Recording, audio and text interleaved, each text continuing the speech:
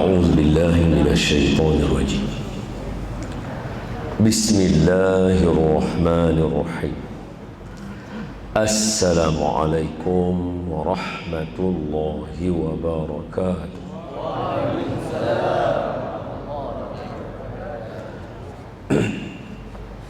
الحمد لله رب العالمين، والصلاة والسلام على أشرف الأنبياء والمرسلين وعلى آله وصحبه أجمعين. سبحانك لا علم لنا إلا ما علمتنا إنك أنت العليم الحكيم.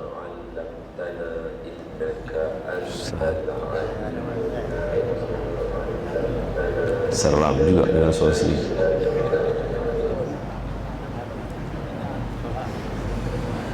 Rabbi shrah li sadri wa yassir li amri wahlul 'uqdatam min lisani yafqahu qawli, amma ba'd.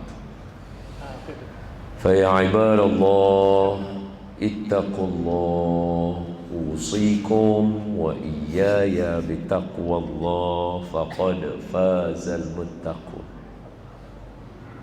Qala Allah Ta'ala fi kitabihil karim, a'udzu billahi minasy syaithanir rajim. Ya ayyuhalladzina amanu ittaqullaha haqqa tuqatih wa la tamutunna illa wa antum muslimun. Sadaqallahul azim. Hai orang yang beriman, bertakwalah kamu kepada Allah dengan sebenar-benar takwa, dan janganlah kamu mati melainkan kamu mati sebagai seorang Islam. Terima kasih Tuan Pengurusi Majlis dengan penuh semangatnya. Semoga Tuan Pengurusi dipanjangkan umur, dimurahkan rezeki dan ditetapkan iman. Amin. Seterusnya yang dinaikkan Tuan Pengurusi Masjid, Tuan Rumah. Saya doakan semoga kepimpinan masjid serta dengan imam-imamnya semoga diberkati oleh Allah, dimudahkan untuk memimpin ahli qaryah Masjid Darul Makmur, betul ya? Ke arah yang diredai Allah. Amin. Ya Allah. Seterusnya tuan-tuan guru, alim ulama, para asatizah, ustaz-ustaz, ustazah-ustazah, para kiai, para habaib yang ada di dalam majlis ini, yang bersangka baik dengan saya yang duduk di dalam sini, ada salah dan silap dan kurang daripada saya berikan teguran. Seterusnya kepada tuan-tuan dan puan-puan, ibu-ibu, bapa-bapa, abang-abang, kakak-kakak, muslimin muslimat, mudah-mudahan semua yang dalam sini kita mohon pada Allah, semoga Allah mengampunkan semua dosa kita. Amin. Yang kedua, kita mohon supaya Allah sudi mematikan kita dalam mati yang baik. Amin.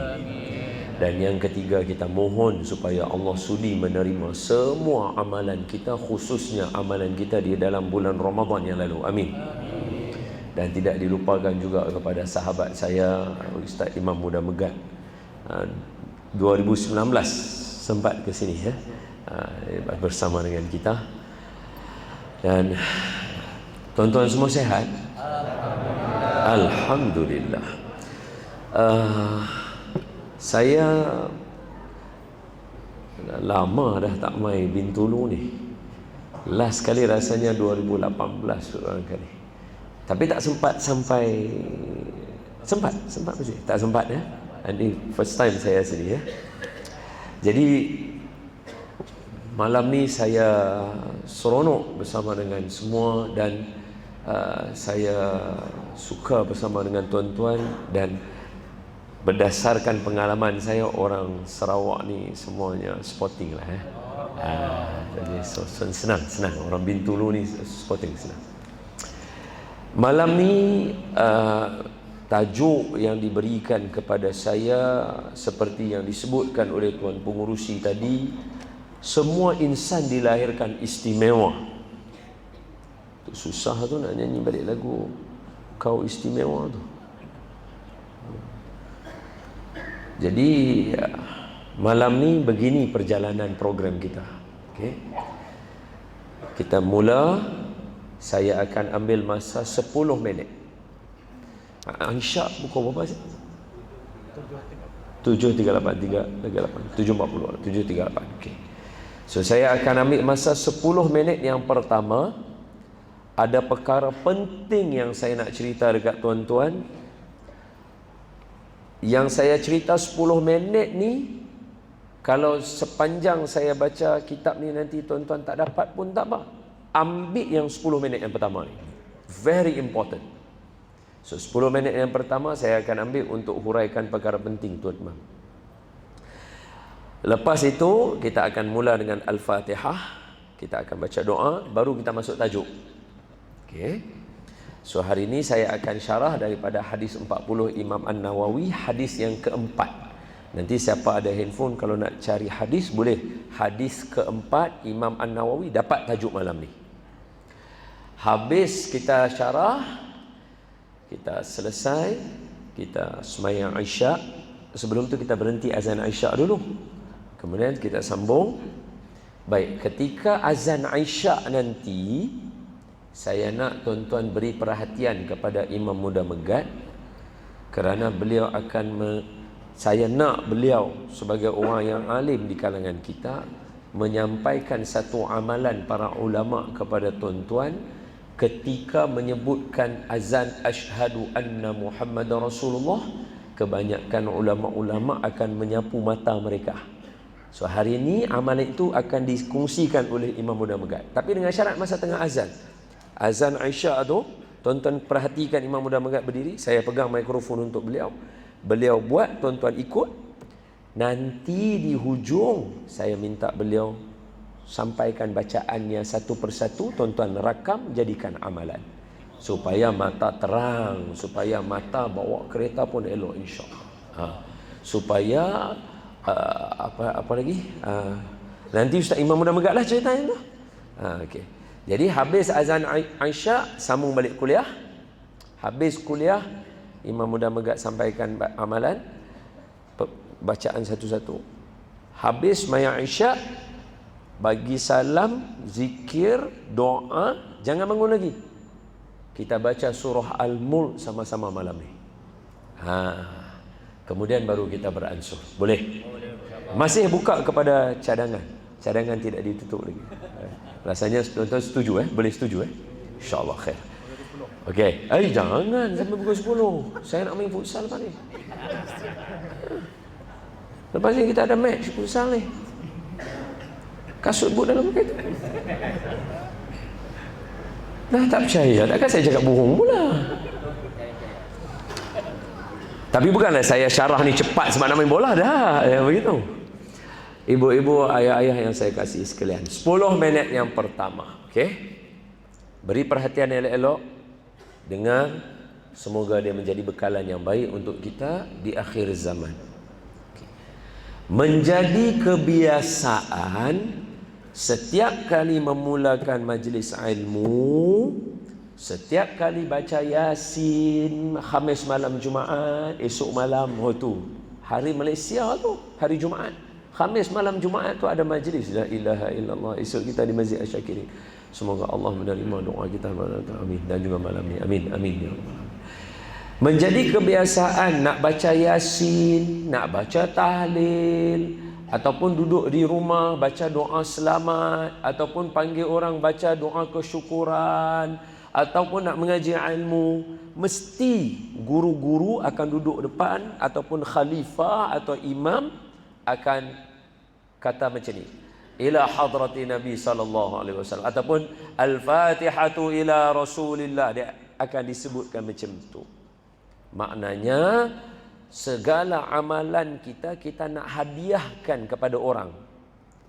Soalan, adakah perbuatan itu boleh? Tapi tuan-tuan jangan takut, jawapan dia boleh. Saya bukannya Wahabi ke apa. Saya memang ahli sunnah. Cuma saya tanya soalan bukan untuk lawan. Saya tanya soalan untuk perhatian. Okey? Jadi jangan takut. Saya akan bagi jawapan satu-satu kat tuan-tuan. Jangan takut. Apa yang tuan-tuan buat tu semua betul. Saya nak cerita saja. Cuma selama ni bila orang tanya, sampai ke tidak? Kita nak jawab tak tahu apa dalil dia. Malam ni saya bagi jawapan dia. Bukan ayat Quran, bukan hadis, sebaliknya salah satu cabang daripada rukun Islam. Jadi senang tuan-tuan hafal. Sampaikan pada anak cucu, pegang sungguh-sungguh, amal elok-elok. Okey? Sekali lagi. Jadi amalan kita tadi yang semua pada malam ni kita nak buat, kita nak hadiah pada orang lain. Bolehkah amalan macam tu? Soalannya.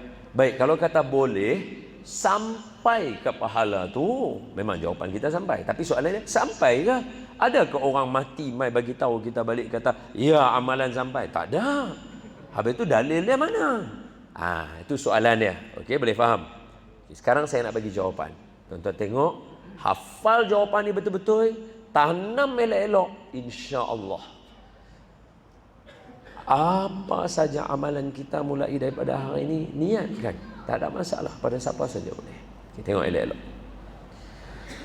Boleh atau tidak menghadiahkan segala amalan yang kita buat, seperti baca Fatihah, baca Quran, baca selawat, duduk dalam masjid niat i'tikaf, nanti saat lagi nak baca surah Al-Mulk, saat lagi kita semayang, saat lagi kita nak sedekah dalam tabung masjid. Jangan lupa sedekah sikit kat dalam tabung masjid. Semua tu kita nak niat nak dihadiahkan. Boleh tak boleh? Jawapannya boleh. Sampai tak sampai? Jawapannya sampai. Apa dalil dia? Tengok elok-elok. Dalilnya ialah badal haji. Dalilnya ialah badal haji.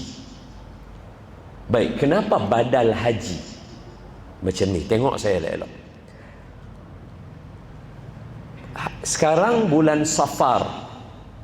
Sebelum bulan Safar, bulan Muharram, kita sambut tahun baru Hijriah. Sebelum tu kita ada sambut Zulhijjah. Kita ada bulan haji. Ada kan orang Bintulu pergi haji, ada kan? Mesti ada, mesti ada, mesti ada.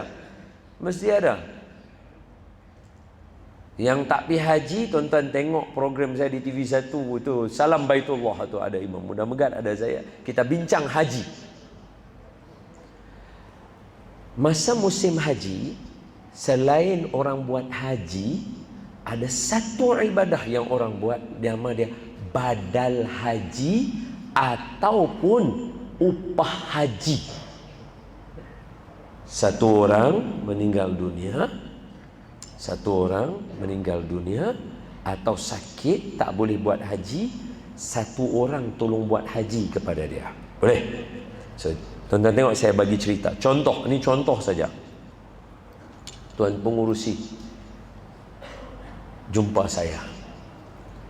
Assalamualaikum Ustaz Don. Waalaikumsalam, saya kata. Ya tuan pengurusi. Kata, ingat dah ni pengurusi Darul Makmur. Ya, saya ingat. Ustaz Don, boleh minta tolong?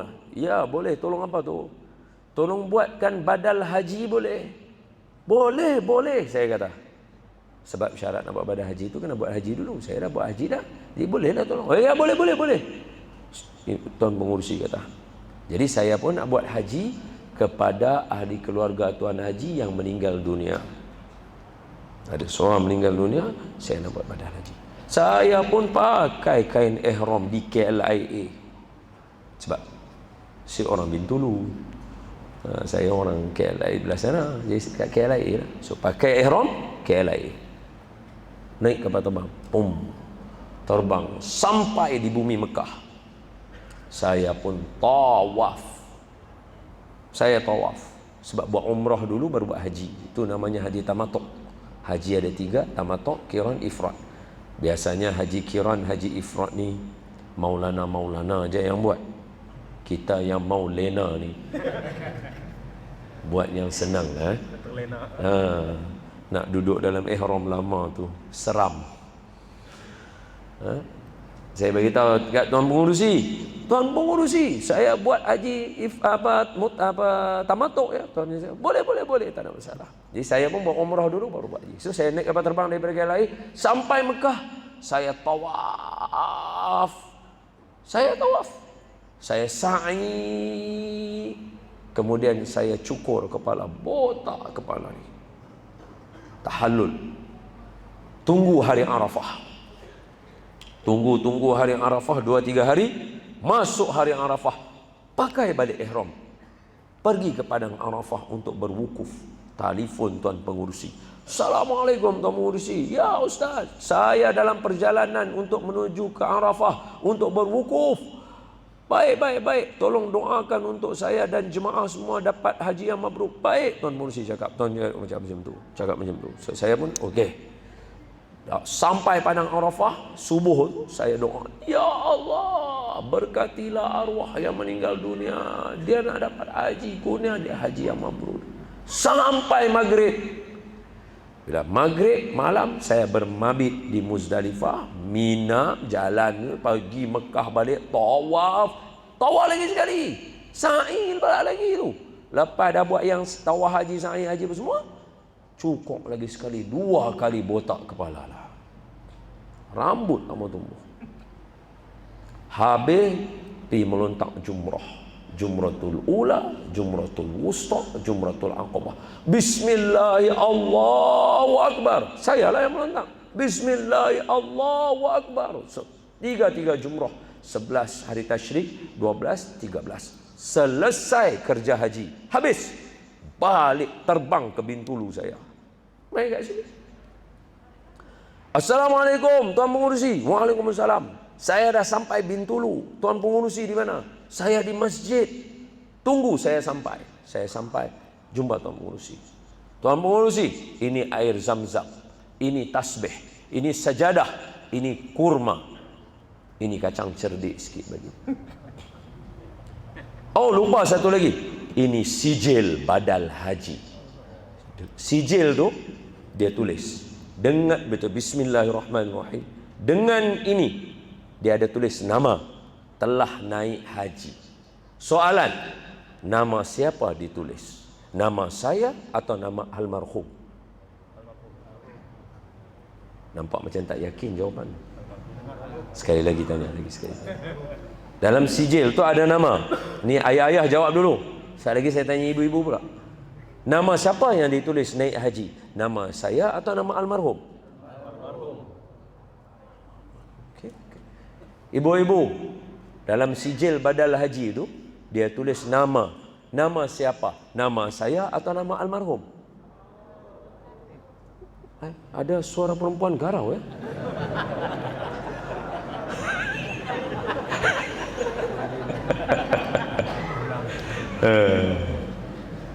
Nama siapa yang ditulis di situ dalam sijil ni?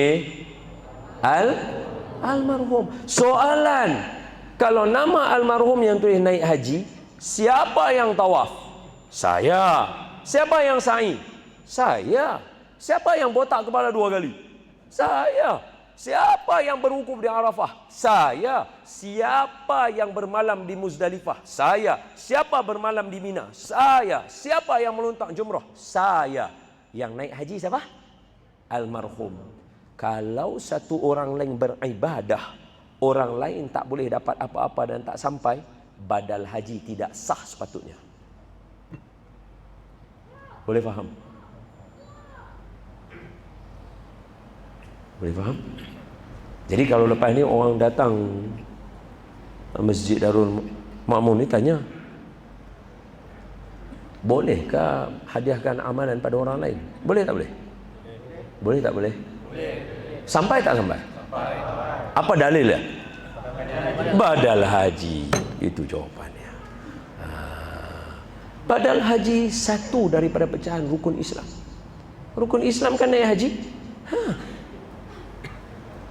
Kalau satu orang tak boleh buat, orang lain tak dapat, macam mana boleh buat badal haji pada orang lain? Dapat haji almarhum tu.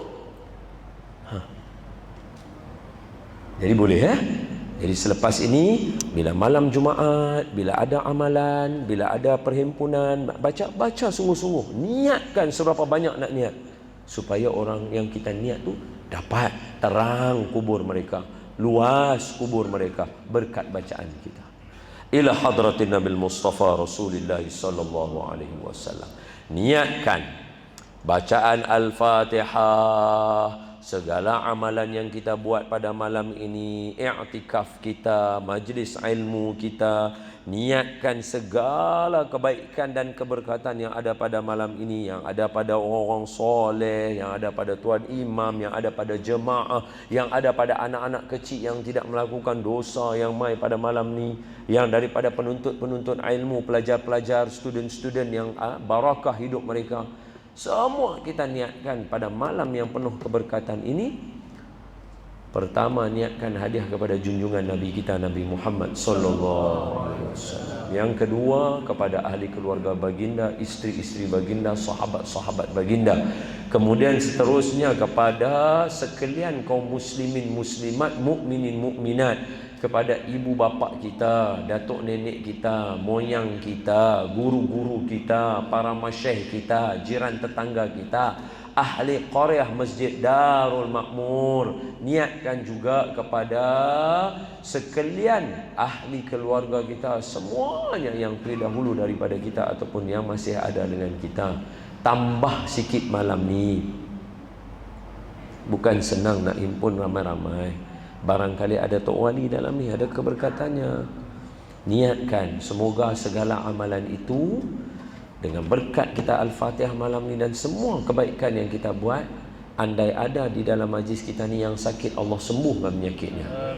Andai ada di dalam sini yang berhutang, Allah mudahkan langsaikan hutangnya. Andai ada malam ini yang tersepit antara dua dilema, dia tak tahu nak buat yang ni, nak buat yang ni, nak pergi sini, nak pergi, tak tahu, dia tak tahu.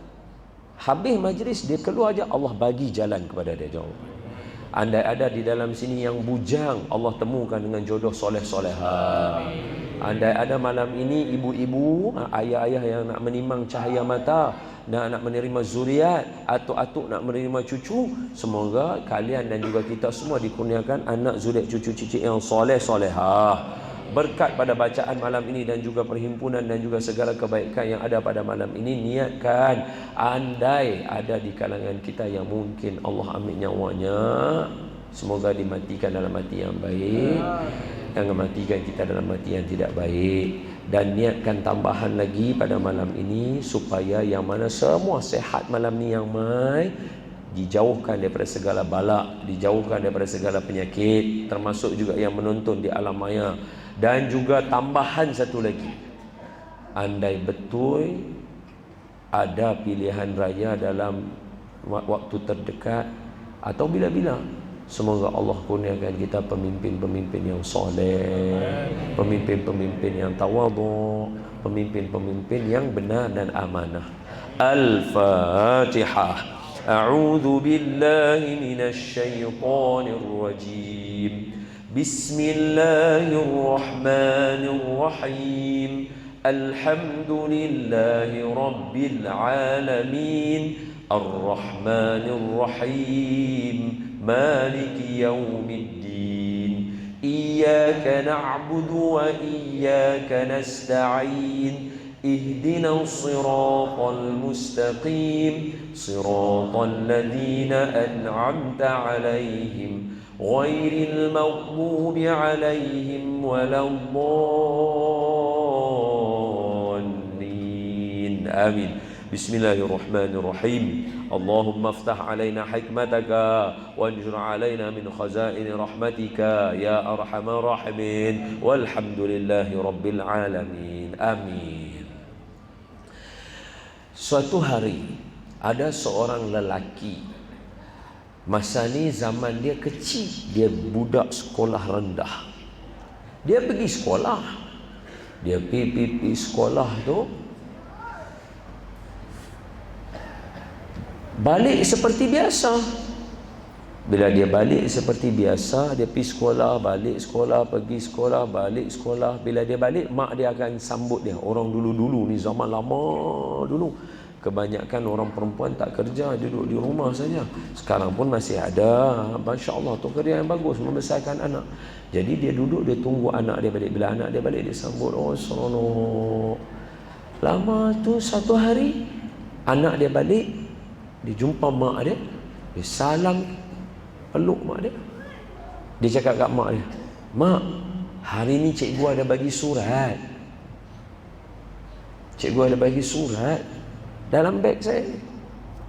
Bagi kat mak dia. Mak dia pegang, mak dia baca surat tu, mak dia menangis. Ismail, anak ni dia tengok mak dia nangis. Mak saya nangis. Mak saya nangis. Dia kata, "Mak, siapa mak nangis?" Mak dia kata, "Cikgu tulis surat bagi tahu kata kamu anak yang baik di sekolah. Kamu ni terlalu cerdik sehingga kan sekolah biasa tak mampu didik kamu. Jadi cikgu kata, ibu didik kamu supaya kamu jadi berjaya." Budak tu seronok lah. Mulai daripada hari tu, mak dia yang didik dia, ajar dia, bentuk dia. Lama-lama dia jadi manusia yang dewasa, manusia yang hebat, manusia yang luar biasa, memberi kesan kepada manusia hari ini. Mak dia pun meninggal dunia. Bila mak dia meninggal dunia, dia balik ke rumah mak dia suatu hari nak tengok rumah lama. Tiba-tiba di satu frame gambar tu, dia nampak ada secebis kertas. Dia tarik kertas tu. Surat yang dia bagi kat mak dia dulu. Dia kata, "Kerana surat ni lah ya Allah, mak saya didik saya jadi orang yang hebat. Bagi saya boleh memberi manfaat pada masyarakat." Dia buka surat tu. Bila dia buka, dia pula menangis. Kenapa? Dalam surat itu dia tulis, cikgu tulis nama mak dia, tulis tentang anak, signature cikgu bawah. Sebab surat rasmi sekolah. Apa cikgu tulis? "Puan, tolong jangan hantar anak puan ke sekolah. Anak puan adalah pelajar yang bermasalah. Dia mendatangkan kacau kepada kawan-kawan. Guru yang mengajar susah nak bentuk dia, dia tak akan jadi pelajar sampai bila-bila." La ilaha illallah. Luar biasa ibu ni. Akhirnya, dialah manusia yang menciptakan lampu untuk semua. Allahu Akbar. La ilaha illallah. Penting penting. Sebab tu ada satu orang, ada satu cerita tentang penjual pemilik ikan sini, tahu ikan kelisa, ikan arwana. Itu ikan mahal ya, ikan tu ikan arwana, ikan ada ong namanya. Ada ong. Saya dulu belah ikan tu. Dulu masa saya belajar. Masa tu zaman tu kawan-kawan saya belah. Saya pun tengok macam sonok aja, saya pun belah lah seekor. Tapi saya punya yang biasa, kalau dia berenang tu warna dia hijau aja. Kalau dia macam tu pun masih warna dia hijau.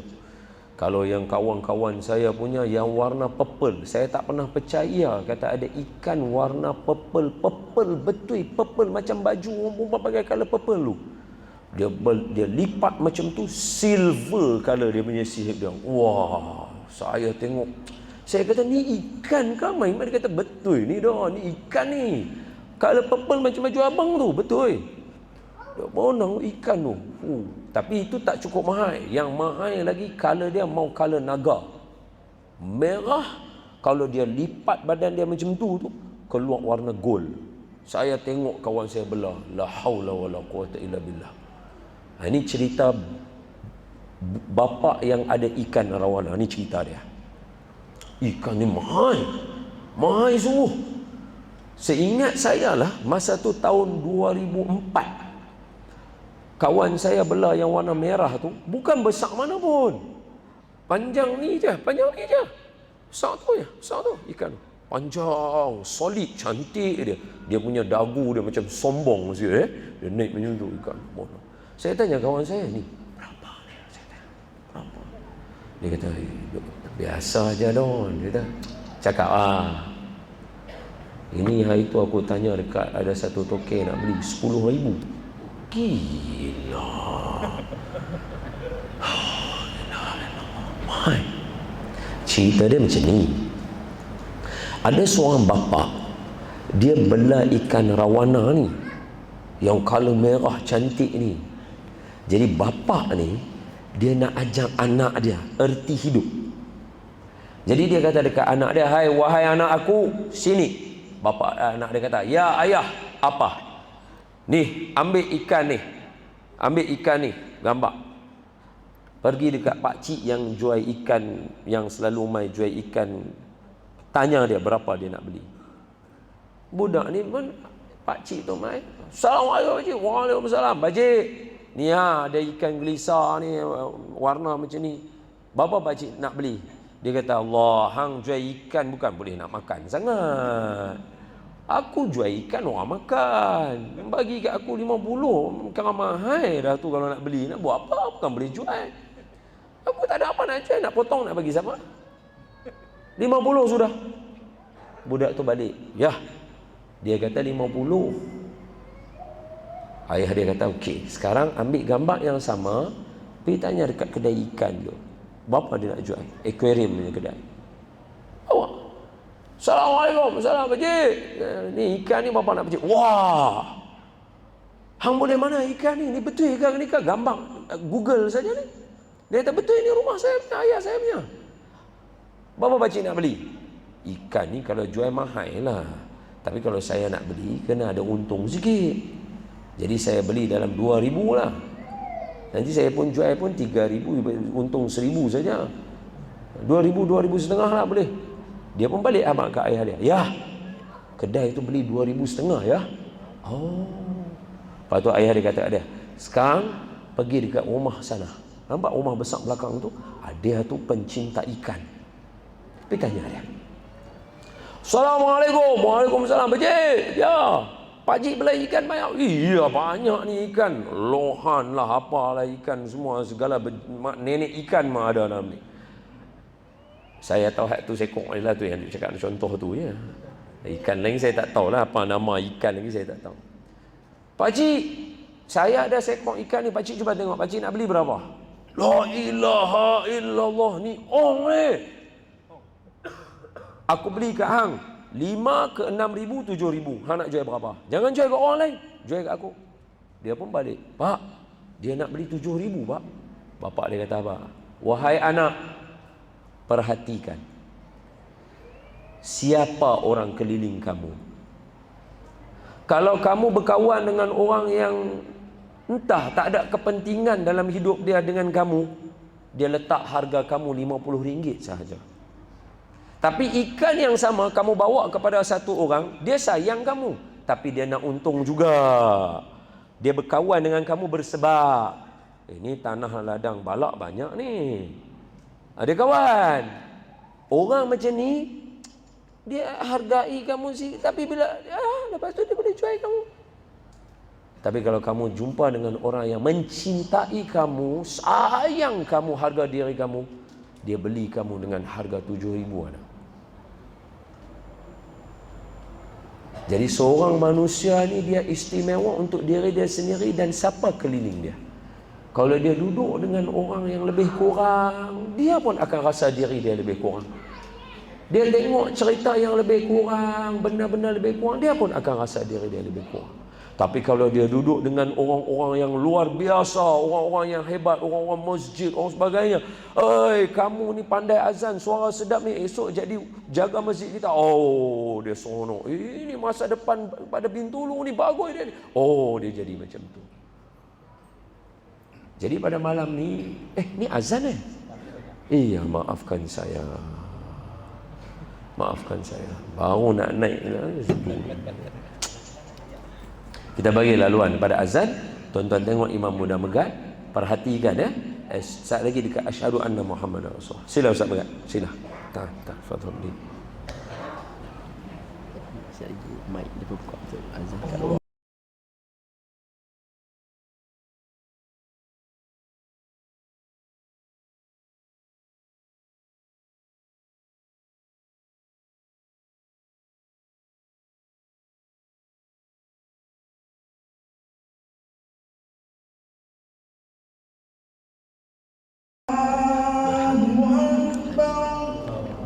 Allah Akbar. Allah Akbar. Allah Akbar. Betul lah. Yang tadi betul-betul. Asyhadu an la ilaha illallah.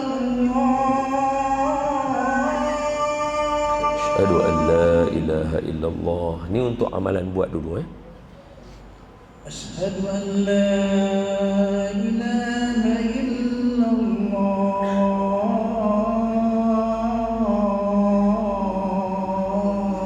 Asyhadu an la ilaha illallah. Asyhadu anna Muhammadar Rasulullah. Asyhadu anna Muhammadar Rasulullah. Asyhadu anna Muhammadar Rasulullah.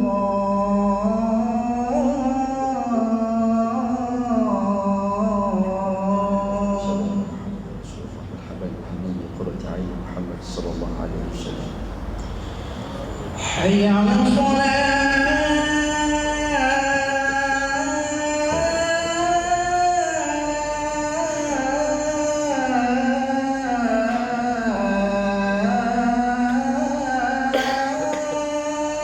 لا حول ولا قوة إلا بالله العلي العظيم.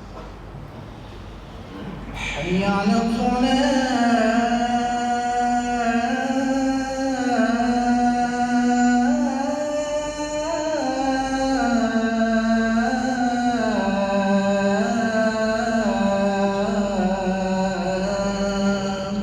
حول ولا قوة إلا بالله.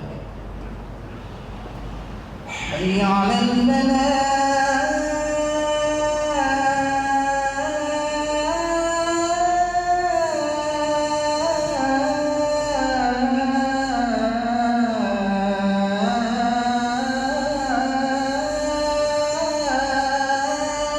لا حول ولا قوة إلا بالله العظيم.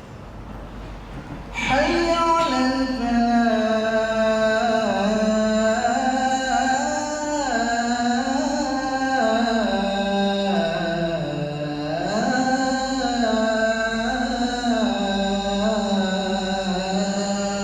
لا حول ولا قوة إلا بالله العلي العظيم. الله أكبر.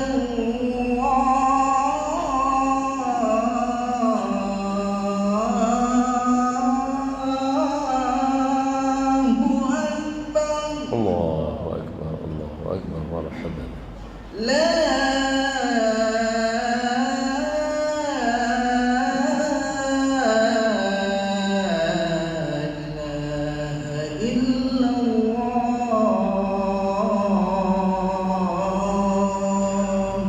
لا إله إلا الله محمد رسول الله صلى الله عليه وسلم. اللهم رب هذه التامة والصلاة القائمة آت سيدنا محمد والشرف والدرجة العالية رفيع وبعثه المقام المحمود الذي وعد إنك لا تخلف الميعاد. Tuan-tuan sempat tengok tadi? Sempat? Asal lagi insya-Allah bacaannya, cara dia akan diajar selepas habis kuliah saya. Okey? Make sure hari ini bawa orang yang soleh, orang yang alim, orang yang baik. Rugi kita tak ambil amalan-amalan mereka. Baik. Setiap insan dilahirkan istimewa. Jadi mukadimah awal tadi saya bagi dua cerita. Boleh? Mai. Bagus. Siapa yang boleh gerak? Mai depan sikit, gerak sikit. Idza tafassahu fil majalis fafsahu yafsahillahu lakum. Mai masuk. Kita baru nak cerita ni, cerita best ni. Masuk. Ahlan. Jangan malu. Tak apa, tadi ada aja pakcik-pakcik yang lambat. Sama aja. Aduh, ahlan. Ya salam, masya-Allah. Ya salam. Masuk. Itu masya-Allah, bagus. Mai masuk. Tadi daripada awal saya cerita, saya bagi tahu yang pertama tengok satu orang. Siapa orang tu? Siapa yang buat lampu ni? Alah lupa dah. John F. Kennedy pula dah. Sebab Pak lampu tu, cepatlah. Mak Saleh tu, apa nama dia? Abraham Lincoln, bukan. Apa nama dia? Bukan, Newton elektrik. Tu dah duduk kat surau dia. Siapa? Thomas Alva Edison. Cerita yang pertama tu adalah cerita Thomas Alva Edison, ketika mana dia ditulis oleh sekolah. Ini pelajar bermasalah, dia tak boleh belajar di sekolah, sekolah tak boleh nak ajak dia. Tapi ibu dia ada jiwa yang luar biasa. Sebab apa? Sebab setiap orang lahirnya istimewa. Mak dia tahu yang tu.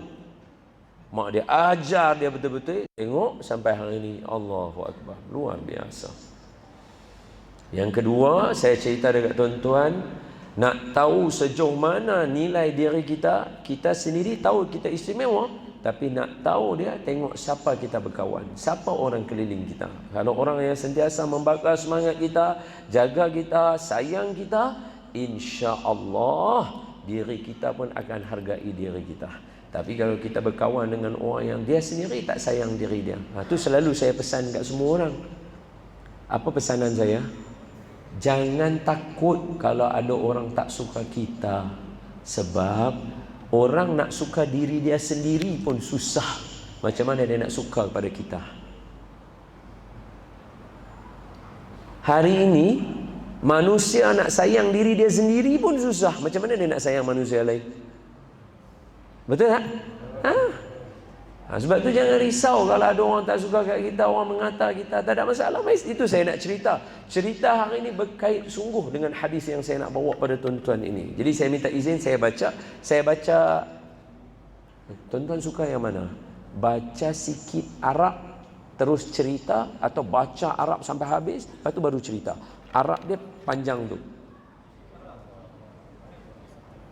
Mana? Saya ikut tuan-tuan. Baca Arab semua bagi habis baru cerita. Betul? Wah, ini luar biasa ni. Ini betul lah. Sini banyak. Mekah dekat, Jordan dekat sini. Mekah dekat sini ya. Allahu Akbar. Qala musannifu rahimahullahu ta'ala, dan berkata Imam An-Nawawi pengarang kitab ini, al-hadithur rabi'u, hadis yang keempat. An Abi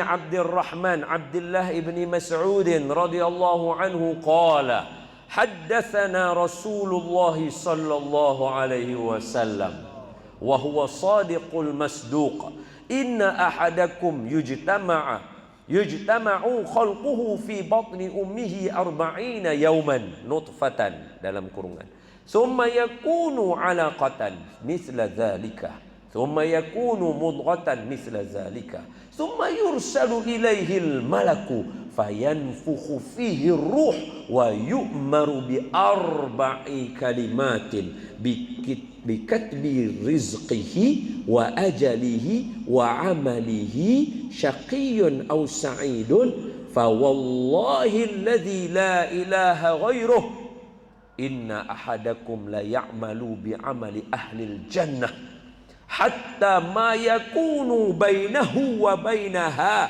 illa zira'un fayasbiqu ilaihi alkitabu fayamalu bi'amali ahlin nari fayadkhuluha wa inna ahadakum la ya'malu bi'amali ahlin nari hatta ma yakunu bainahu wa bainaha illa zira'un fayasbiqu alaihil kitabu fayamalu bi'amali ahlil jannah fayadkhuluha, rawahul Bukhari wal Muslim. Tuan-tuan tengok saya macam faham. Saya hangguk-hangguk ni. Faham luar biasa. Baik, saya baca maksudnya. Daripada ini saya cerita terus. Hadis ini hadis yang keempat dalam hadis 40 Imam An-Nawawi. Insya-Allah di Bintulu mana-mana masjid ada kitab ni, jangan takut. Paling tidak dalam internet tuan-tuan tekan ada hadis keempat. Imam An-Nawawi mengarang kitab ini, kata dia, saya menghimpunkan 40 hadis asas agama. Sebab itu ibu, ayah, saya nasihatkan baca yang ini. Baca tak faham tak apa, baca sekali lalu, kita akan tahu agama kita. Ini asas dia. Yang keempat, hadis pertama tentang niat. Hadis kedua tentang adanya iman, adanya syariat, rukun iman, rukun Islam, dan ihsan, akhlak. Hadis ketiga tentang rukun Islam, syahadah, semayang, puasa, zakat, haji. Hadis keempat, hari ini punya cerita. Tajuk kita apa? Tajuk dia ialah setiap orang lahir istimewa.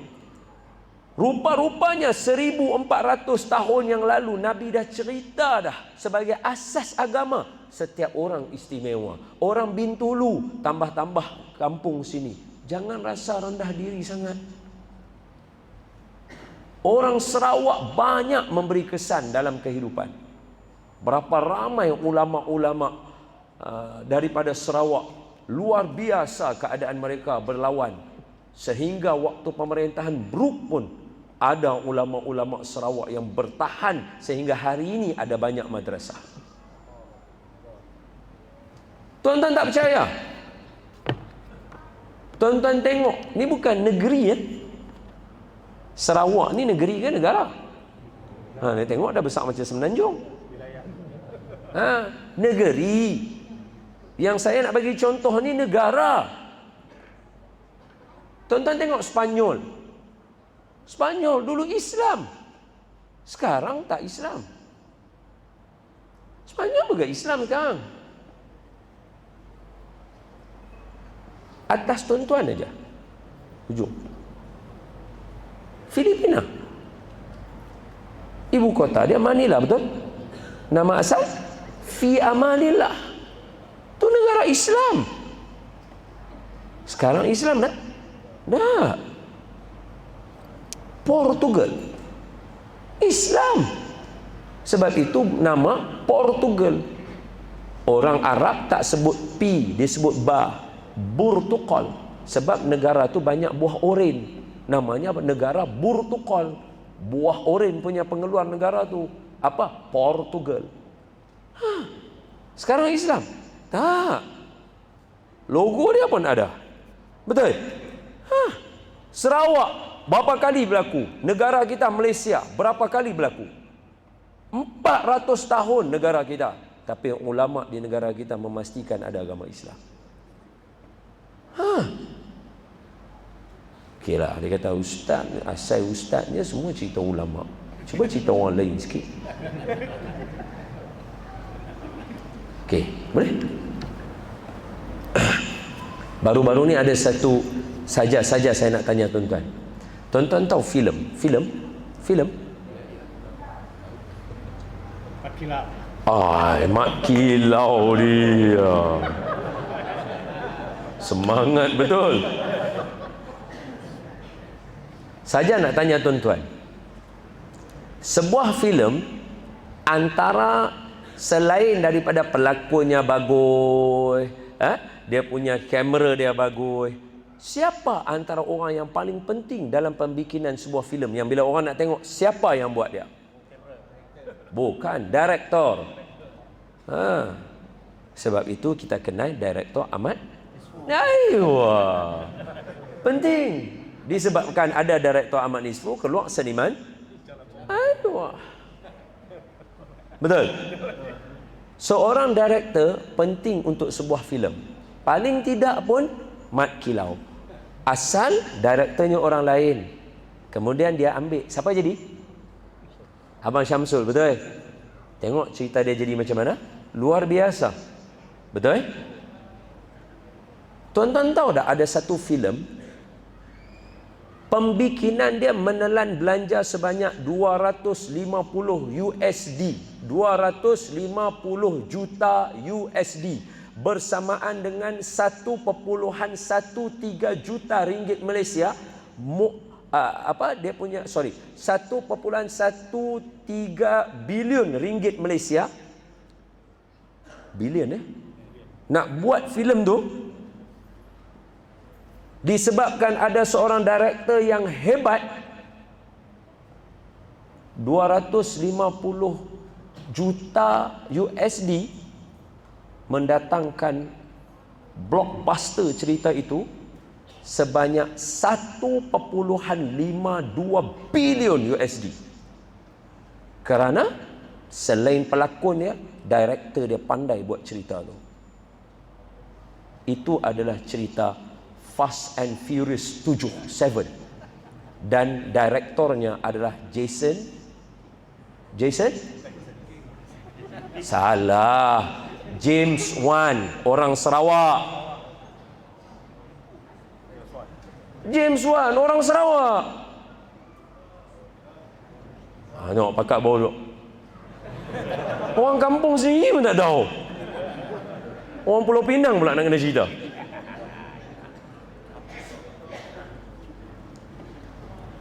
Disebabkan dia mempunyai track record yang bagus. Namanya James Wan, orang Sarawak, kelahiran Sarawak, 1977 dia lahir. Dia buat cerita. Tak apa, nanti tuan-tuan balik carilah. Kang nampak macam menggalakkan orang tengok movie pula. Disebabkan, saya sebut dulu, disebabkan dia berjaya menghasilkan beberapa filem yang bagus pada time nak menghasilkan Fast Furious yang ke-7 tu, dahlah Fast Furious ke-7 tu berlaku pula malapetaka. Pelakon utama meninggal dunia aksiden. Macam mana nak settlekan cerita bagi habis? Nasib baik ada orang Sarawak buat cerita. Modal 250 juta, pulangan 1.52 bilion USD balik. Orang mana? Orang Sarawak. Jangan rendah diri sangat. Orang Sarawak banyak memberi kesan kepada, bukan sahaja kepada industri atau pendidikan agama, pada dunia.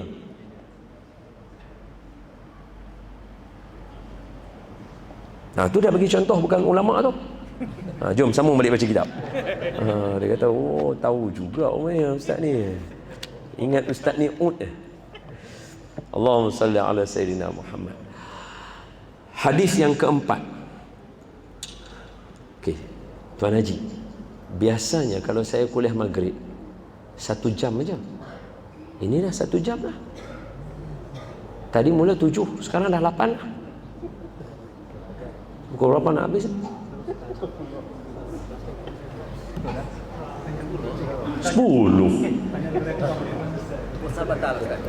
Futsal batal.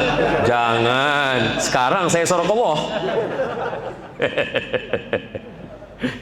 Allahumma salli ala sayyidina. Kod kita pukul apa?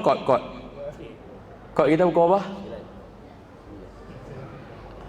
Kod pukul 9. Okey lah. 8.30. Okey lah. 8.10. Dapat baca hadis dulu lah. Tajuk pun tak masuk lagi ni. Nabi cerita dekat kita. Tengok elok-elok.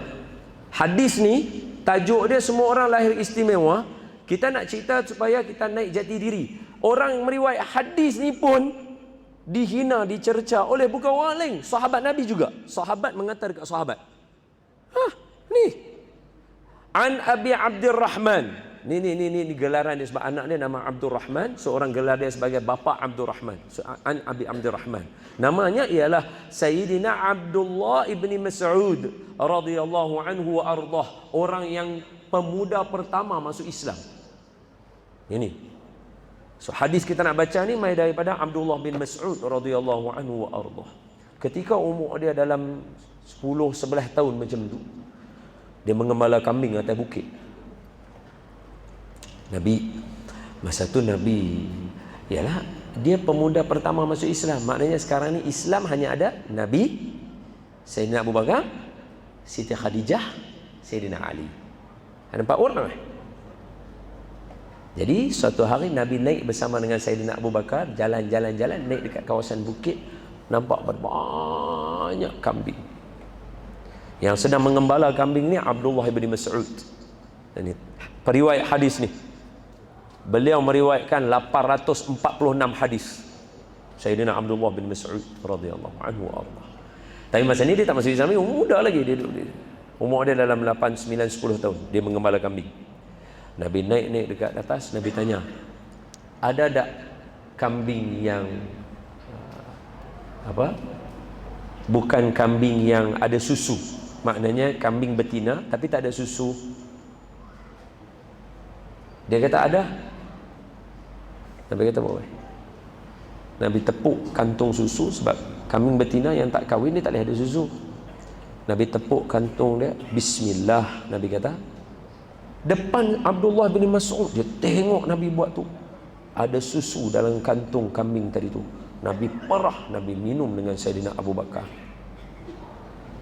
Abdullah bin Mas'ud kata, ajarkan saya. Nabi tengok Abdullah bin Mas'ud, dengar elok-elok kata-kata Nabi. Nabi kata apa dekat dia? Anta rajulun mu'allam, kamu satu orang yang jenius. Nabi kata, hang cerdik. Nabi kata dekat dia, hang cerdik. Nabi kata dekat dia. Dia masuk, dia ikut ajaran Nabi, dia angkat syahadah. Bermula daripada hari itu, dia tak pernah tinggal Nabi. Rapat dia dengan Nabi, dia jadi khadam Nabi. Kasut Nabi dia bawa, rahsia-rahsia Nabi semua dia tahu. Abdullah bin Mas'ud. Cuma dia ada satu kekurangan dia. Dia kemetot, pendek, dia rendah. Jadi di kalangan para sahabat, orang gelak dia, kutuk dia. Maknanya perbuatan kata mengata ni dalam hidup manusia ni daripada dulu lagi orang suka. Tapi Nabi tak suka. Jadi bila suatu hari dia panjat pokok kurma, adalah kot mungkin barangkali dengan kawan-kawan orang suruh dia panjat nak ambil kurma ke apa, dia panjat. Abdullah bin Mas'ud, dia panjat nak ambil kurma tu. Kan orang pakai jubah, lepas tu pakai seluar kat dalam kan. Jadi bila panjat tu kan nampaklah betih dia apa semua, nampak halus macam tu. Kat bawah ni kawan-kawan ni kan masa ni kan dah Islam, dah ada Islam. Tengok nampak paha dia pergelak kat dia. Woi, kaki kecil yang apa ni? Pergelak kat dia. Kok.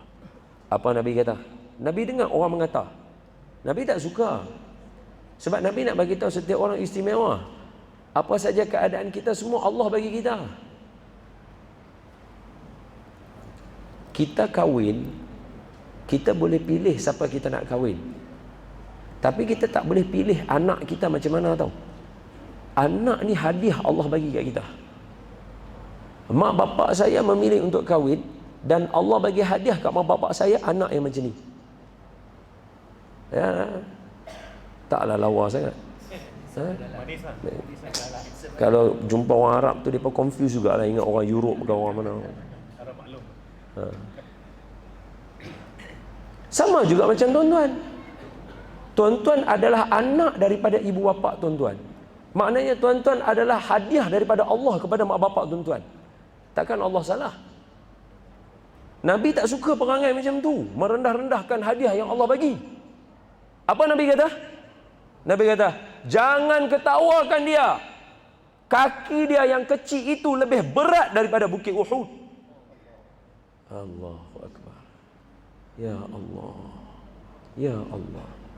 Lebih berat daripada bukit Uhud.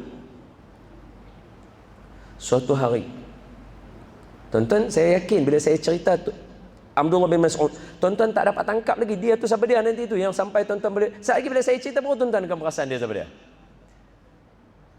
Suatu hari Nabi tanya dalam majlis, siapa boleh baca Al-Quran di Kaabah? Masa ni di Mekah, orang semua kan nak pukul orang Islam. Siapa sudi baca Al-Quran dekat Kaabah? Semua sahabat tak angkat tangan. Abdullah kan muda, Abdullah bin Mas'ud, dia tengok siapa tak angkat tangan, dia angkat tangan. Nabi nampak dia angkat tangan dalam riwayat. Nabi tak mau, sebab iyalah Tara tak baca Quran pun kena kutuk. Bayang kalau baca Quran pula, mai pula Arab-Arab Badui besar. Masak dia. Jadi Nabi tak mau tengok dia. Nabi tanya, ada tak siapa-siapa yang nak baca? Abdullah bin Mas'ud, dia betul, angkat tangan lagi sekali. Nabi nampak. Nabi tanya, ada tak siapa-siapa yang lain nak baca? Siapa tak angkat? Abdullah bin Mas'ud angkat. Bila 3 kali angkat, Nabi kata, terserah kamu baca. Dia pergi duduk, dia kan pendek, kaki halui. Tapi hak pendek halui inilah yang orang lain tak berani nak baca lagi masa tu. Dia pergi. Masa ni Saidina Umar pun tak ada lagi. Awal lagi, memang masa orang nak pukul orang Islam. Dia duduk depan Kaabah, dia tarik lagu dia. Dia baca surah apa tuan-tuan? Dia baca surah Ar-Rahman. Saya cerita ni satu-satu supaya nanti balik tuan-tuan nak baca, tuan-tuan senang tulis. Sayyidina Abdullah bin Mas'ud membaca surah Ar-Rahman di Kaabah. Dapatlah cerita ni insya-Allah. Jadi dia baca surah Ar-Rahman. Bismillahirrahmanirrahim. Dia mula macam tu. Orang-orang Arab keliling Kaabah. Kan keliling Kaabah penuh berhala. Ada yang duduk sembah, ada yang duduk meniaga dan sebagainya. Bila dengar Bismillahirrahmanirrahim, semua orang pakat tengok dekat Kaabah. Nampak budak pendek duduk baca. Ar-Rahman. Orang semua pakat bangun. Allamal Quran. Khalaqal insan.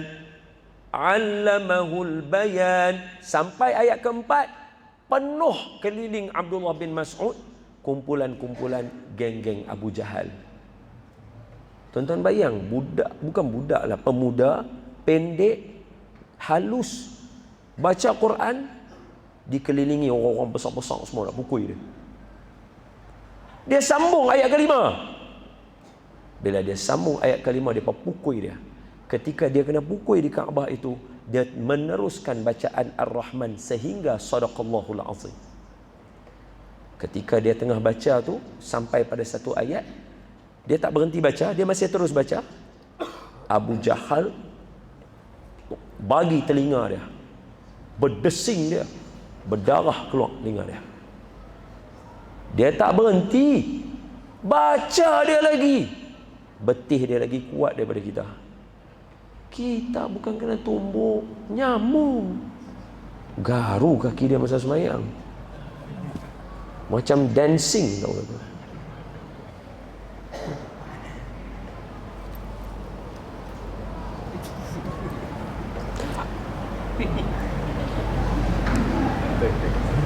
Sebab itu kaki dia lebih berat daripada bukit Uhud. Tak sama cerita.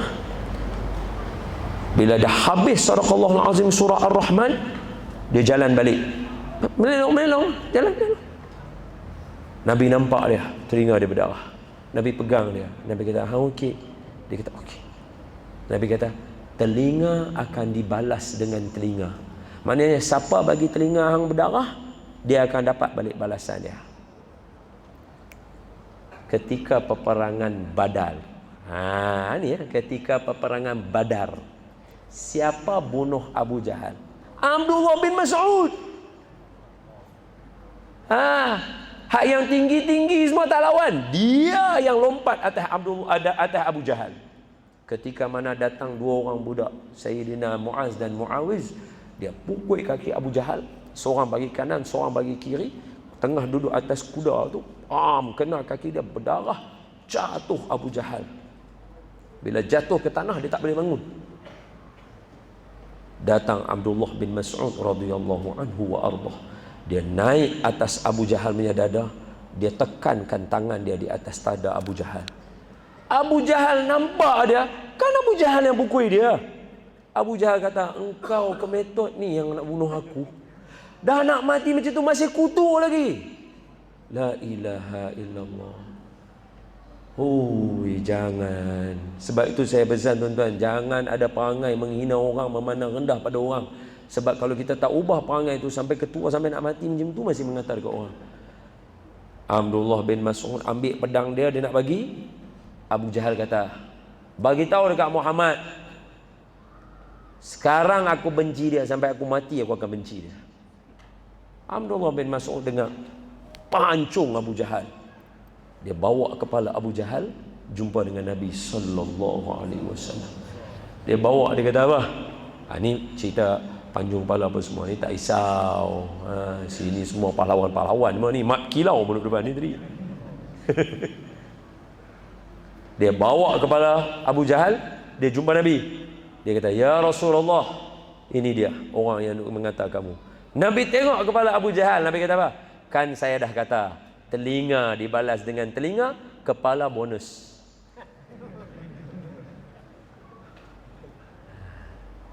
Nampak? Setiap orang dilahirkan istimewa. Satu Nabi ajar. Dan hadis ni mai daripada Sayyidina Abdullah bin Mas'ud. 8-10 dah. Sambung lagi?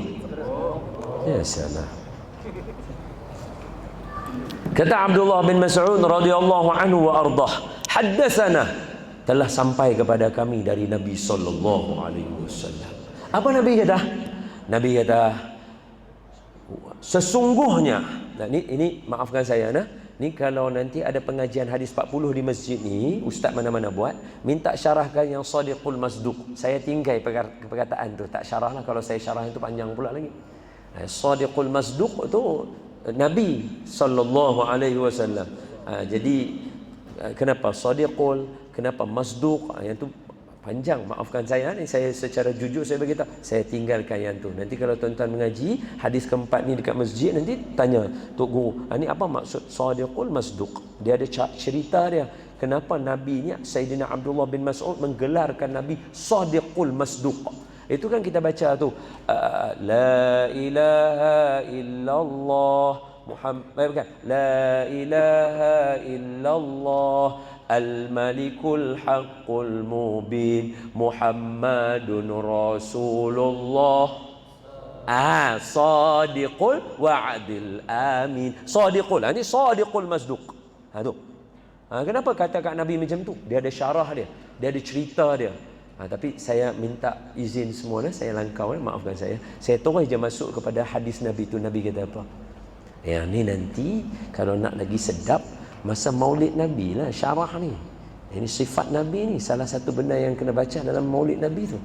Baca nanti. Okay. Tanda tu nota. Ni tanggungjawab ni nak bagi kat siapa ni? Tuan pengurusi. Nampak cemas tu? InsyaAllah boleh Okay. So saya dah serahkan ahli qaryah, nanti minta tuan pengurusi carikan ustaz syarahan dia. Boleh maafkan saya. Jadi apa Nabi kata? Sayyidina Abdullah bin Mas'ud kata, Nabi beritahu dekat kami, inna ahadakum, setiap daripada kita semua dikumpulkan di dalam perut ibu kita selama 40 hari fasa pertama. Lepas 40 hari terbentuk pula satu lagi 40 hari pula lepas tu. Saya langkau lagi bentuk dia, alaqah apa semua ni saya langkau, saya tak syarah ni. Kemudian 40 hari lagi, jadi 120 hari, maknanya berapa? 4 bulan. Sebab itu orang tua-tua kata bila dah cukup 4 bulan ada roh. Betul? Dah ada roh.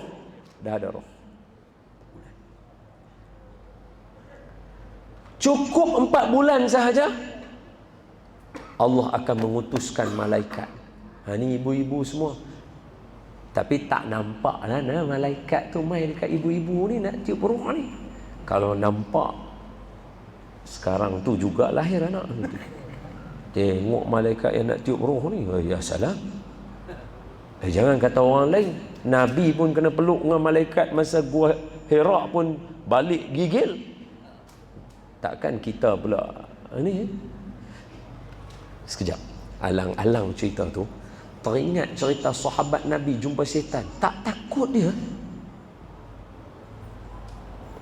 Saya cakap ibu-ibu ni tak nampak malaikat masa tiup roh tu. Kalau nampak tu sekarang juga lahir terkejut tengok malaikat tu, luar biasa. Tu malaikat baik. Tapi sahabat luar biasa. Ada seorang sahabat buta namanya Sayyidina. Boleh ke saya cerita tepi sekejap? Boleh? Boleh. Sebab saya seronok malam ni, saya seronok malam ni. Saya nak cerita banyak, saya tulis nota panjang, tapi saya baru baca sikit je nota saya tu. Tak tahu kata dah 8 suku. Esok kerja kan? Tak apa ke tidur lambat ni? Memang tiap-tiap malam tidur lambat dia kata. Ayah dan ibu yang saya kasih sekalian, tuan-tuan semua yang saya muliakan, Sayyidina, ingat nama dia elok, sekali saya tanya balik. Namanya Sayyidina Abdullah bin Umi Maktum. Siapa nama dia? Sekali lagi saya sebut. Sayyidina, cuba sebut. Sayyidina Abdullah bin Umi Maktum. Itu nama dia. Dia buta. Dia buta mata dia. Buta. Jadi dia main masjid. Nabi khutbah. Nabi kata apa? Ini walaupun ni khutbah Nabi, tapi saya habaq tu untuk tuan-tuan jugalah. Untuk kita sama-sama. Man tawadda'a. Siapa yang berwuduk di rumah dia. Tadi kan semua ramai-ramai main wuduk daripada rumah kan. Ini hadis ni untuk kita. Man tawadda'a. Siapa yang berwuduk dari rumah dia. Fa ahsanal wuduk. Dia mencantikkan wuduk dia. Maknanya dia ambil elok-elok. Tadi di rumah tadi ambil wuduk elok-elok. Kemudian dia berjalan kaki datang ke masjid. Setiap langkah kan kita berjalankan dua kaki. Kanan kiri, betul?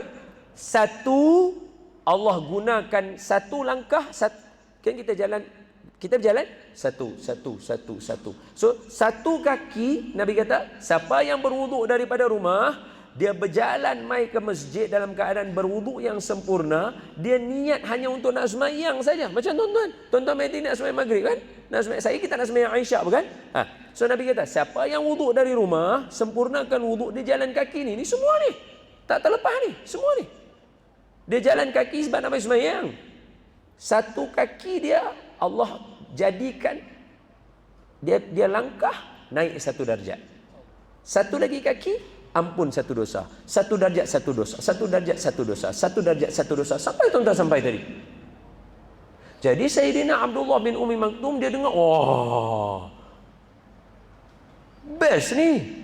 Tapi dia buta. Dia tunggu kuliah habis, dia tanya Nabi. Dia kata, ya Rasulullah sallallahu alaihi wasallam,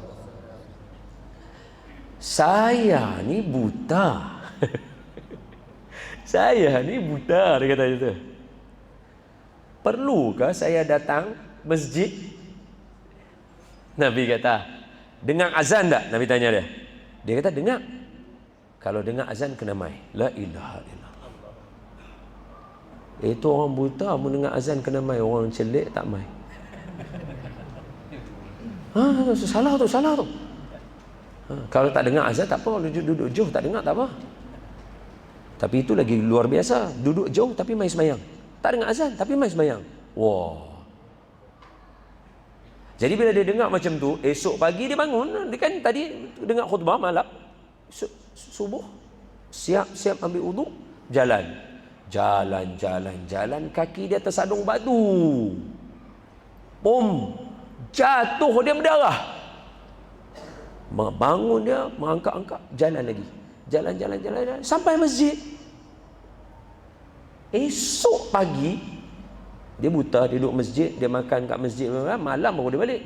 Esok pagi pula dia keluar lagi sekali.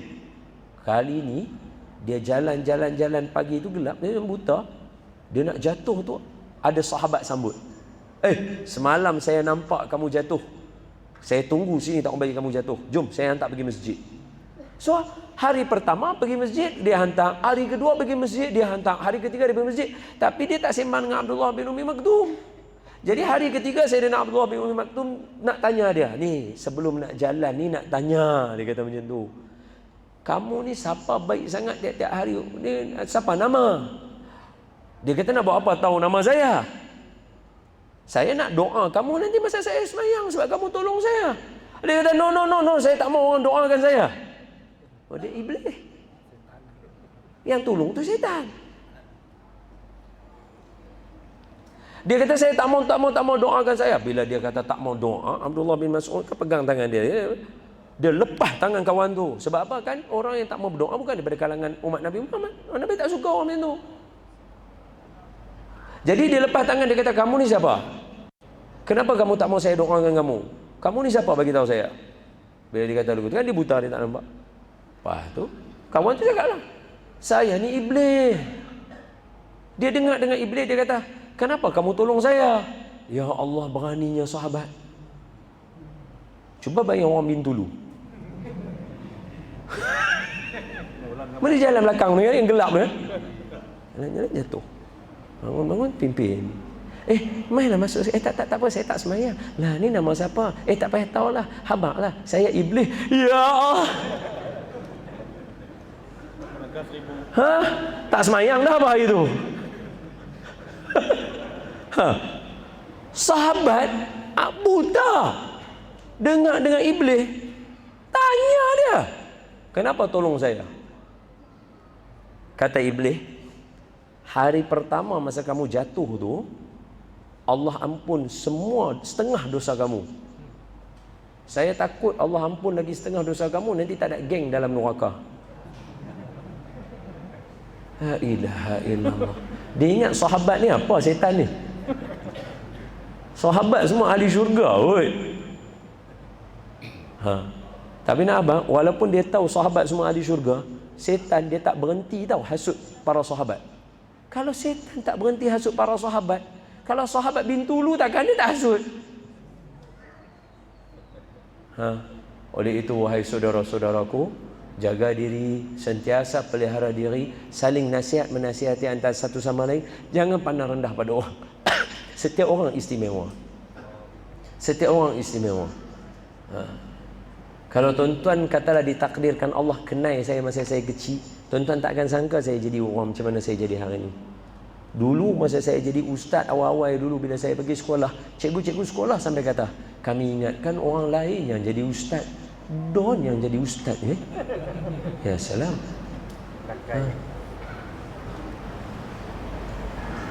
Sebab semua orang istimewa.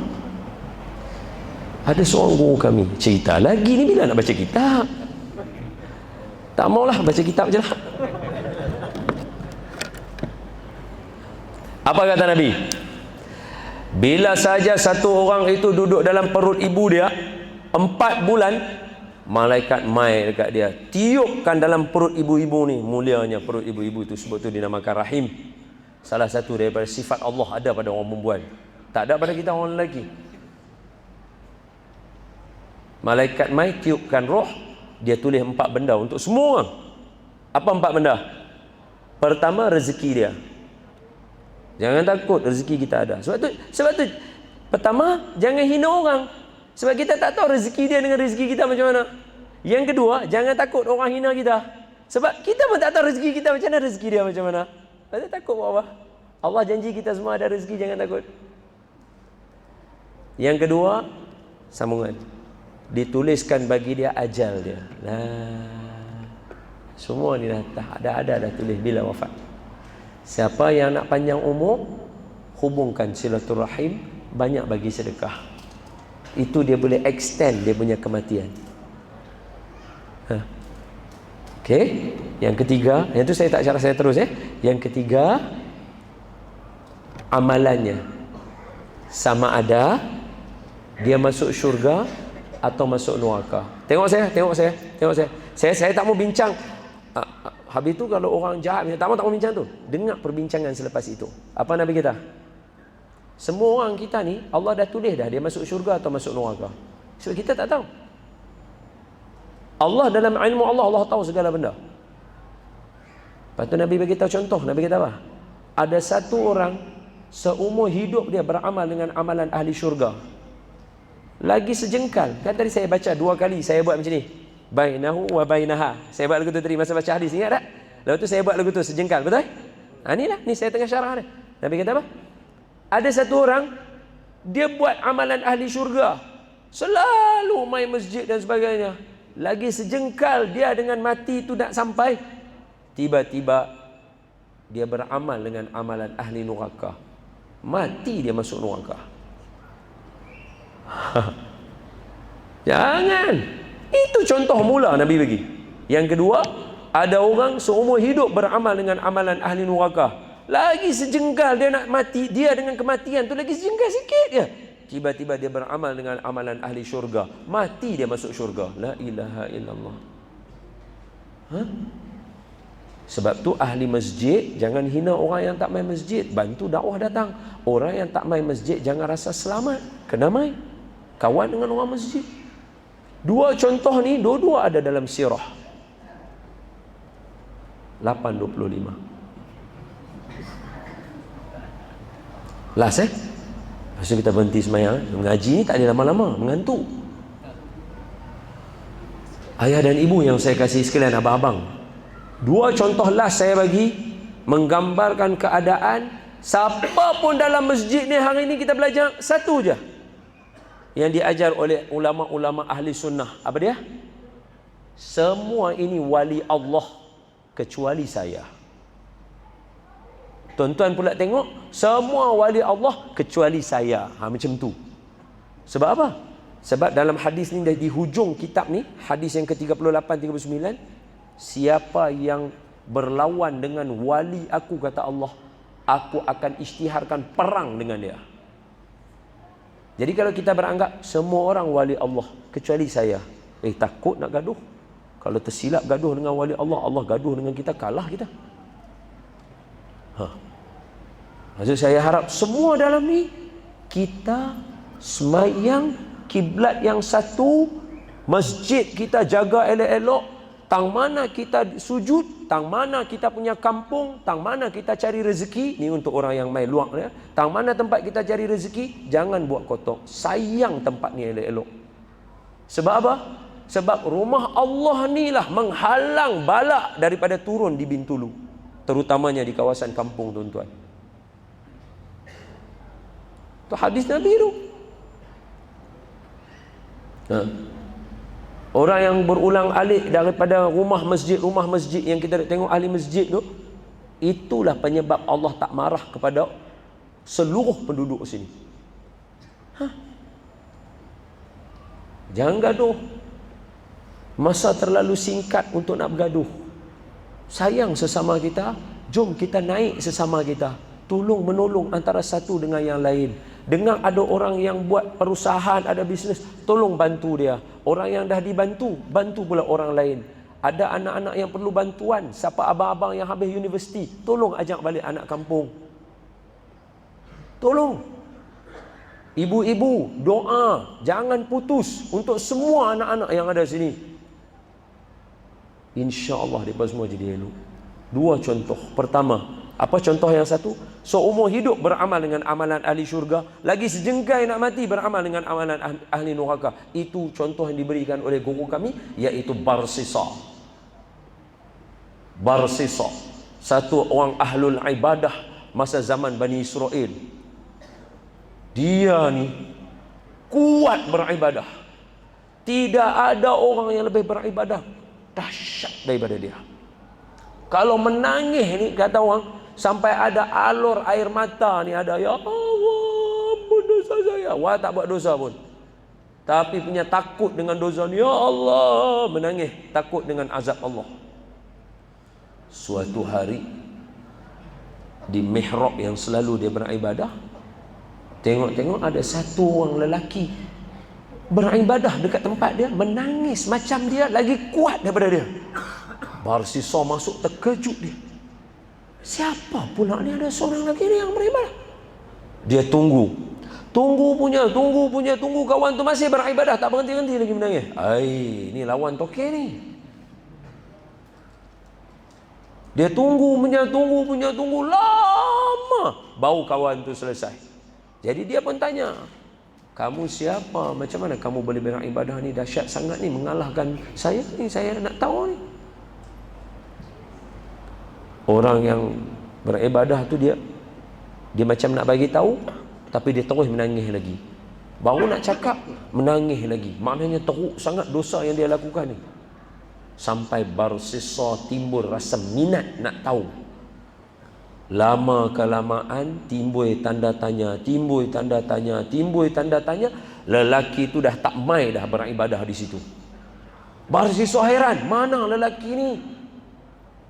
Suatu hari dia balik malam ke rumah dia, ada lelaki tu berdiri depan pintu rumah dia. Di tangan dia ada botol arak. Dia kata apa? Kalau kamu tanya saya hari tu kenapa saya menangis kuat sangat, ni kerana arak inilah saya minum, saya jadi macam tu. Dia ambil botol arak tu, dia letak depan pintu Barsisa. Barsisa tengok lagu tu, kawan tu beredar. Dia ambil botol arak, dia bawa masuk dalam rumah dia, dia tutup, dia duduk dalam rumah. Dia berfikir, kawan tadi tu bertaubat sungguh-sungguh hanya dia menegur arak. Maknanya kalau saya minum arak sikit saya tak mabuk, mesti saya menyesal. Saya boleh menangis macam dia. Dia fikir macam tu. Fikir, tak apalah, minum. Dia ambil arak tadi, dia teguk arak. Sebab apa tujuan dia? Nak minum arak kah? Tak. Tujuan dia untuk apa? Beribadah, bertaubat pada Allah. Betul tak betul? Kerana dia tengok ada lelaki itu buat, betul? Dia minum. Dia minum. Mabuk dia. Bila dia tengah mabuk, ada orang minta tolong bacakan doa untuk adik mereka yang perempuan yang sedang dirasuk oleh syaitan. Dia kata, letakkan budak tu di rumah saya. Bila letak di rumah dia, dia mabuk, dia rogol perempuan tadi tu. Bila dia rogol, perempuan tu menjerit. Bila dia menjerit, abang-abang dia mai tengok barsisa yang merupakan ahlul ibadah di masjid, di dalam mihrab, sedang rogol adik mereka. Mereka tangkap barsisa, bawa ke muka pengadilan, disabitkan kesalahan, akan dipancung kepala dia. Daripada seorang ahlul ibadah, sekarang ni sabit berapa kesalahan? Minum arak, mabuk, rogol orang. Oh, lupa saya cerita, masa budak perempuan tu jerit, dia nak tutup mulut budak perempuan tu, dia ambil botol arak tadi tu, dia pecahkan, tikam perempuan tadi, mati dia. Berapa kesalahan? 4 kesalahan. Sabit, hukum pancung. Sekarang ni dia seorang saja tahu, dan orang yang beribadah tu je tahu bahawa dia bukan nak buat jahat kat orang. Betul? Jadi masa sampai di muka pengadilan nak dipancung dia, kawan yang tadi tu mai berdiri depan dia. Dia kata, saya cari kamu, bagi tahu mereka saya bukan nak mabuk, saya minum arak tu sebab kamu cerita. Kawan tu cakap apa? Kamu tak kenal saya? Tak. Saya iblis. Allah hantar saya untuk uji kamu. Dia kata, celaka kau iblis buat macam ni. Iblis kata, jangan takut, saya boleh tolong kamu. Sekarang kalau kamu nak minta tolong saya, sujud dekat saya. Barsisa kata, saya tak akan sujud dekat kamu. Iblis kata, tak apalah, kalau macam tu saya tak boleh tolong, tapi tak payah sujud. Setuju saya tolong kamu dengan cara kejip mata. Maknanya setuju minta tolong saya tolong kamu. Saya boleh bebaskan kamu, bagi tahu kat semua orang, kata dia ni orang baik. Barsisa kata, kalau macam tu okey, tapi sujud kat syaitan mana boleh. Barsisa kejip mata, pisau turun. Selesai. Ahlul ibadah? Ya.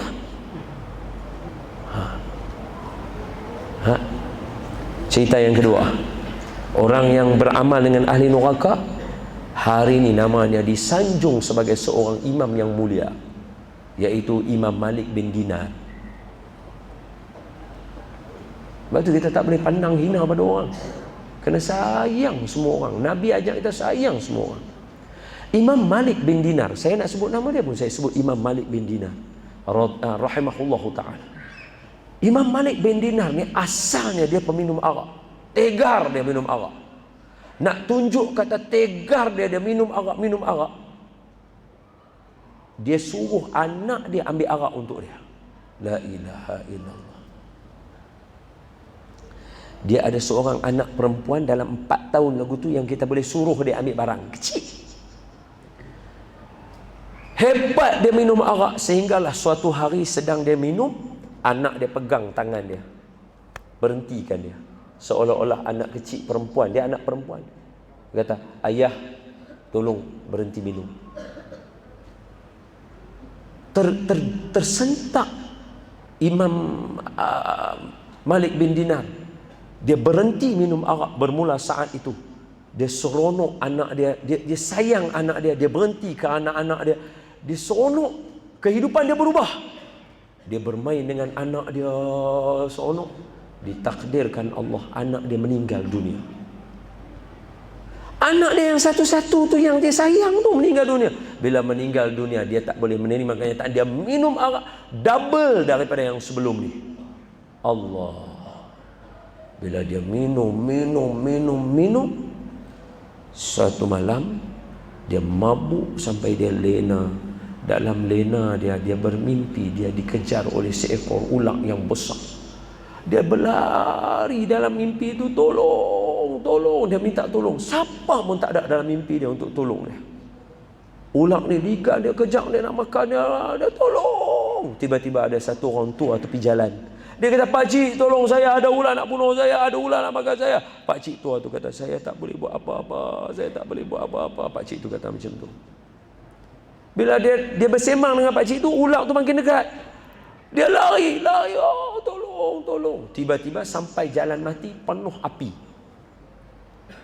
Api depan dia, ular belakang dia lari, dia tak boleh pergi mana. Bila jadi macam tu, dia cari. Tiba-tiba dia dengar ada budak-budak bergelak-gelak, baby. Dia cari-cari, dia nampak sekumpulan anak-anak tengah main. Di celah anak-anak tu dia nampak anak dia. Ya Allah, hanya Allah saja tahu perasaan seorang ayah nampak anak yang dah wafat. Dia rindu anak dia. Dia nampak anak dia, dia peluk anak dia. Dia jumpa anak dia, dia peluk anak dia. Anak dia pegang, dia menangis dekat anak dia, kata, "Tolong ayah, ada ular kejar ayah." Bila dia cakap macam tu, ular tu dah ada dekat belakang dia. Bila dia toleh tengok ada ular, anak dia isyaratkan kepada ular tadi, hilang ular. Terkejut dia tak faham. Dia tanya, "Wahai anak aku ni apa?" Anak dia kata, "Wahai ayah, ular yang kejar ayah tu adalah dosa ayah minum arak. Lelaki tua yang ada tepi jalan tadi tu adalah amal soleh ayah. Terlalu sedikit nak menolong ayah dengan dosa ayah minum arak." Bila dia dengar macam tu, sedap dia daripada situ, bertaubat dia. Akhirnya nama dia dimaktubkan sebagai siapa yang nak belajar menjadi orang yang soleh, tawaduk, belajarlah daripada Imam Malik bin Dinar rahimahullah ta'ala. Semoga Allah merahmati tuan-tuan, berkati kehidupan tuan-tuan. Ampun maaf daripada saya. Setiap orang dilahirkan istimewa. Tak ada siapa yang nak dilahirkan untuk jadi celaka. Jangan terlalu merendah diri. Orang Sarawak saya dah cerita dah hebat-hebat. Dan saya dah cerita satu hadis dah untuk tuan-tuan tahu bahawa Nabi cukup sayang dengan semua umat manusia. Dia tak ada alasan untuk siapa-siapa dalam sini nak rasa diri dia tak berguna. Semua yang dalam ni semuanya berguna. Disayang oleh Allah, disayang oleh Nabi Muhammad sallallahu alaihi wasallam. Pulanglah dalam keadaan membawa rasa Allah sayang kita, kasih kita dengan Nabi untuk meneruskan kehidupan kita yang seterusnya. Aqulu qawli hadha wa astaghfirullahal azim li wa lakum. Assalamualaikum warahmatullahi wabarakatuh.